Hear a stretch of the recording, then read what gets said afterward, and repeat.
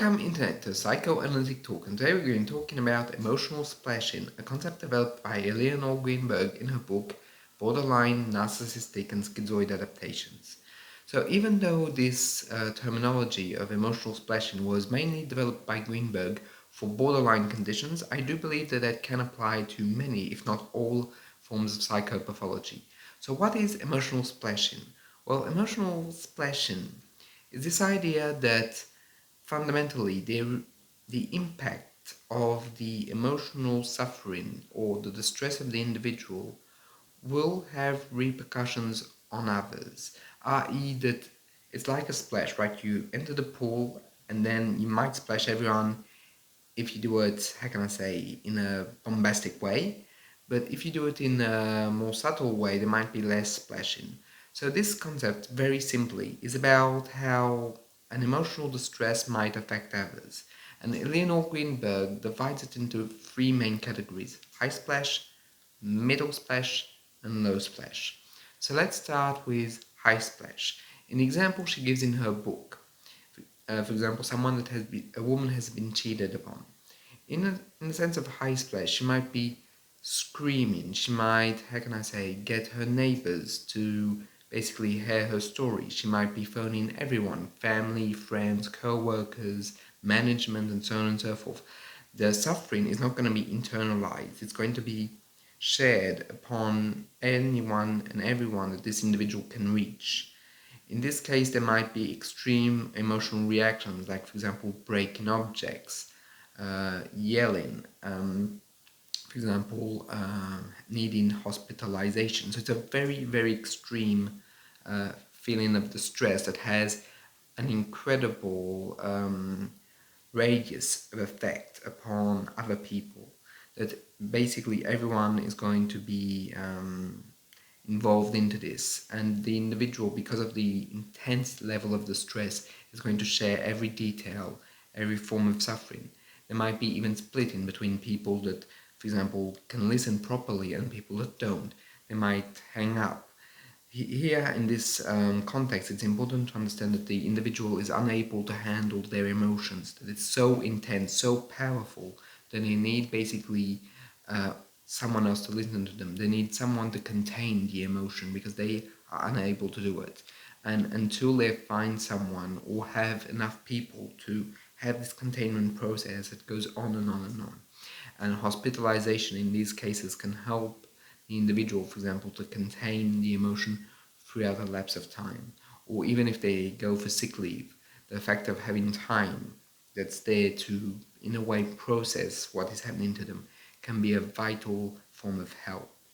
It's also people that might, for example, if you're a therapist, phone you at like 2 in the morning to try and have a conversation with you, or try and have you at hours that are not the scheduled sessions, and so on and so forth. The idea is just that the individual is completely overwhelmed. Therefore, when they get into the pool of distress, they splash everyone around them. So that's for the more extreme states, right? Now we have the middle ground. So the middle ground is this idea that the individual is still the same amount of suffering, right? This amount of suffering hasn't changed, but they're not going to quite splash everyone in the same way. They're going to be more critical about who they're going to talk about. For example, they might not phone their co-workers, they might not phone management because they know they will end up in trouble, or that they will have repercussions for that behavior.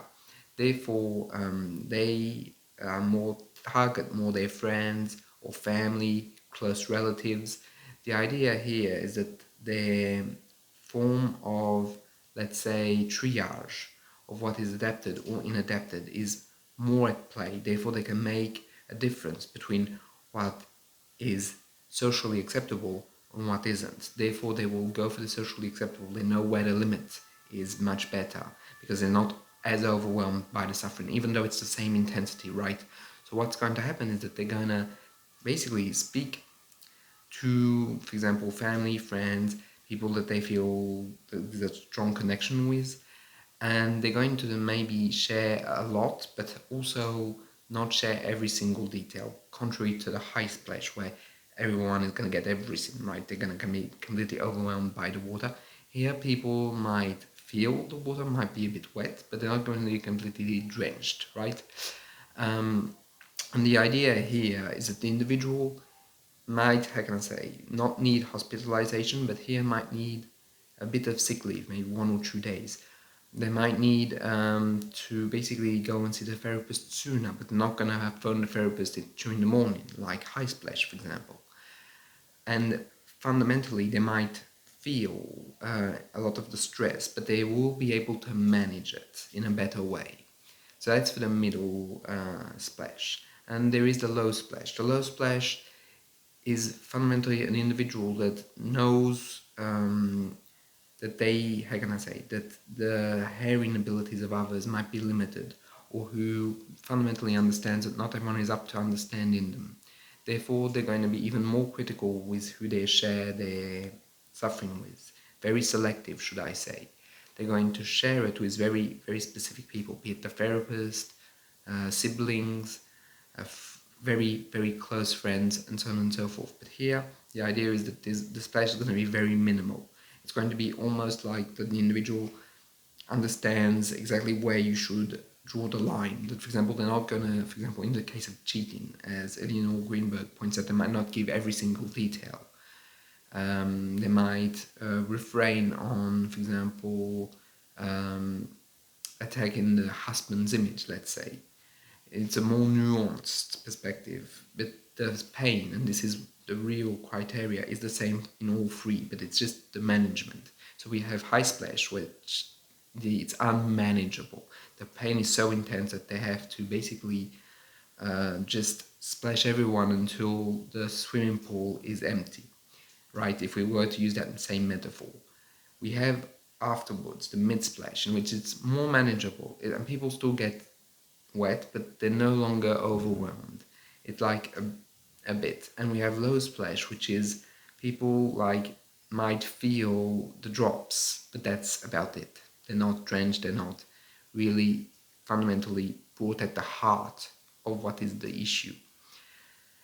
And as I stated in my video on the book, I think that this is a very valuable clinical construct, because what it teaches us is that fundamentally, even though people have the same condition, they don't all have the same way of expressing it, and they don't have all the same expectations, or they don't all have the same form of discharge towards the environment. Because in high splash, the discharge is very intense, whereas in low splash, it's much more reduced. Therefore, it's a whole spectrum of behaviors. And even though people might have the same condition, that doesn't mean that the level of splash will be the same.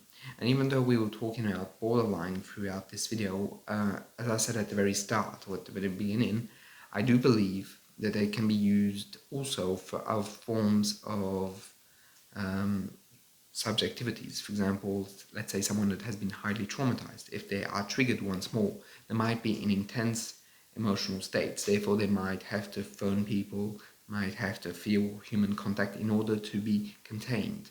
And when I mean contained here, I don't mean like psychiatrically contained, but more like emotionally handled. Like, for example, how a mother, in the idea how a mother might hold the child after a nightmare, a form of reassurance, protection, and sense of security, which we gain in adulthood through talking with others. And that's how we build good connection as adults. But the feelings that are fundamentally reactivated are feelings of very early infancy, in which we delegated our own well-being to the parental figure. And in splashing, there is this hope that someone, at least that's my understanding of emotional splashing, that someone will be able to contain, to, in a way, give a meaning to suffering, or to at least be able to listen and be there for the individual, and be able for them to regain a sense of stability, or at least a form of centrality of their minds. That the mind is no longer overwhelmed by the event, the betrayal, the hatred, but is in a way more appeased, knowing that it's never 100% right, like in any sin, but it's just at the lowest. And that it can be lowered to a point where the individual can take a rational decision on their well-being, to know if, for example, that relationship needs to be terminated, if they need to go to couples therapy, if fundamentally they need to break up, and so on and so forth. So this concept of splashing is very interesting, and I think it's very, very pertinent, and in many cases, right? And I would also say that perhaps low splashing could also be the indicator of something else, that people don't want to bother, that people are afraid of losing their relationships if they were to bother too much. And that can also be, as a clinician, telling about how little, for example, the individual might trust the environment, or how afraid the individual might be to be dependent on others and on the environment as a whole. And I do think that, for example, if we were to apply it to schizoid individuals or narcissistic individuals, there might be a real fear that depending on others is a sign of vulnerability, and therefore others in time will abuse it. Therefore, there might be a real resistance to trying to connect with others in moments of pain.